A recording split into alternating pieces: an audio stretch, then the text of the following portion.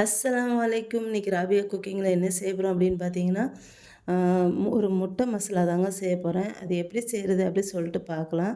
நான் ஒரு பேன் வச்சுருக்கேன். இதில் வந்து 1 ஸ்பூன் மிளகு வந்து சேர்த்துக்கிறேன். அடுத்து இதில் ஒரு 1/4 ஸ்பூன் சோம்பு வந்து சேர்த்துக்கிறேன். சேர்த்துட்டு லைட்டாக இதை வந்து வறுத்துக்கலாம். இது வந்து மீடியம் ஃப்ளேமில் வச்சுக்கோங்க. வச்சுட்டு அடுத்து வந்து இதில் ஒரு 1/2 ஸ்பூன் உளுந்து சேர்த்துக்கணும். அடுத்து 1/2 ஸ்பூன் கடலைப்பருப்பை வந்து சேர்த்துக்கிறேன். சேர்த்துட்டு இதையும் லைட்டாக வறுத்துக்கோங்க. அடுத்து 1 ஸ்பூன் மல்லி, முழு மல்லி வந்து சேர்த்துக்கிறேன். 1 ஸ்பூன் சீரகம் சேர்த்துக்கிறேன்.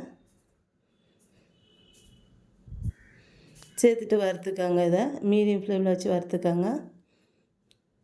இந்த முட்டை மசாலா வந்து வித்தியாசமாக டிஃபன் நல்லாயிருக்கும், ரொம்ப டேஸ்ட்டாகவும் இருக்கும். கண்டிப்பாக நீங்களும் ட்ரை பண்ணி பாருங்கள்.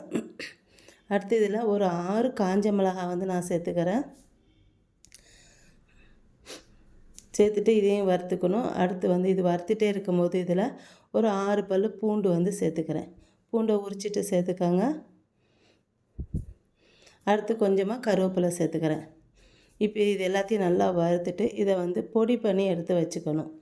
ரொம்ப நைஸ் இல்லாமல் ரொம்ப பரபரன்னு இல்லாமல் மீடியமாக வறுத்து பொடி பண்ணி எடுத்து வச்சுக்கோங்க. பாருங்கள், இந்த மாதிரி பொடி பண்ணி எடுத்து வச்சுக்கணும். இப்போ இது எல்லாத்தையும் எப்படி செய்கிறது அப்படி சொல்லிட்டு பார்க்கலாம்.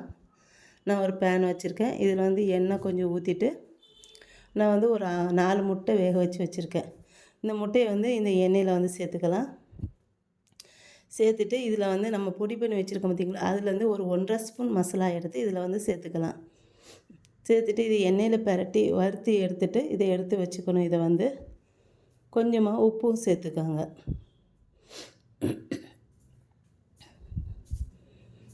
சேர்த்துட்டு இப்போ இதை நல்லா திருப்பி போட்டு வறுத்துட்டு இப்போ இதை எடுத்து வச்சுக்கணும். இது ரொம்ப இது பண்ண வேண்டாம், லைட்டாக வறுத்தா போதும்.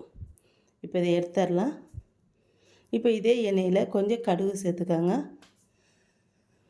அடுத்து வந்து ஒரு 7 பல் பூண்டை வந்து பொடியை சின்னதாக கட் பண்ணி வச்சுருக்கேன். அதையும் வந்து சேர்த்துக்கிறேன். 7, 8 பூண்டு இதையும் சேர்த்துட்டு இது வந்து கொஞ்சமாக நல்லா மீடியம் ஃப்ளேமில் வச்சு வறுத்து எடுத்துக்கோங்க.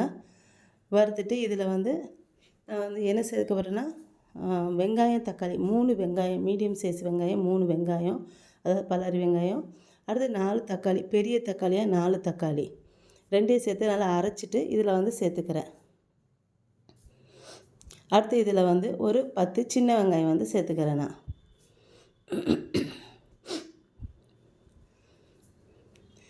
அடுத்து தேவையான அளவு உப்பு வந்து சேர்த்துக்கலாம்.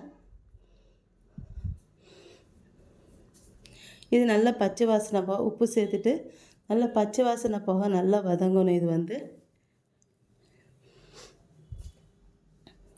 அதான் எண்ணெய் பிரிஞ்சு வரணும், அந்த அளவுக்கு நல்லா இது வந்து சுருண்டு வரணும்.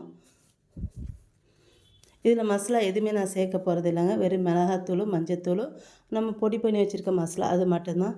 இங்கே பாருங்கள், இந்த மாதிரி இருக்கும்போது இப்போ இதில் 1/4 ஸ்பூன் மஞ்சத்தூள் வந்து சேர்த்துக்கிறேன். 1/2 ஸ்பூன் மிளகாத்தூள் வந்து சேர்த்துக்கிறேன்.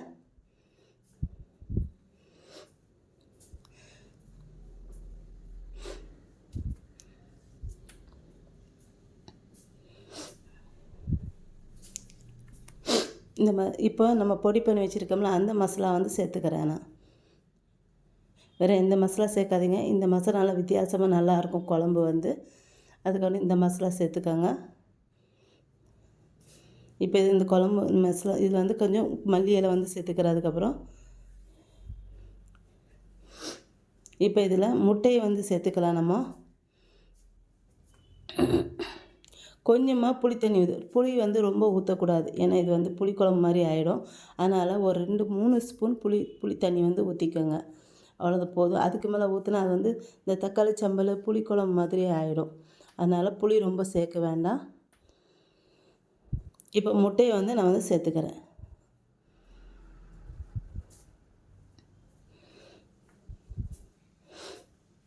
முட்டையை சேர்த்துட்டு ஒரு 30 செகண்ட் இது வந்து நல்லா குழம்பு வந்து முட்டையோடு நல்லா சேர்ந்து இந்த மாதிரி பண்ணி வச்சுக்கலாம். அவ்வளோதாங்க. இது வந்து ரொம்ப சிம்பிளாக சீக்கிரம் செஞ்சிடலாம், ரொம்ப நல்லா டேஸ்ட்டாக இருக்கும். அவ்வளோதாங்க, முட்டை மசாலா குழம்பு வந்து ரெடி ஆயிடுச்சு. என்னோட இந்த வீடியோ உங்களுக்கு பிடிச்சிருந்தா லைக் அண்ட் கமெண்ட் ஷேர் பண்ணிக்கோங்க. என்னோடய சேனலை மறக்காமல் சப்ஸ்கிரைப் பண்ணிக்கோங்க. நீங்கள் குழம்பு எப்படி இருக்குன்னு பார்த்துட்டு செஞ்சு பார்த்துட்டு எனக்கு கமெண்ட் பண்ணுங்கள். என்னோட இந்த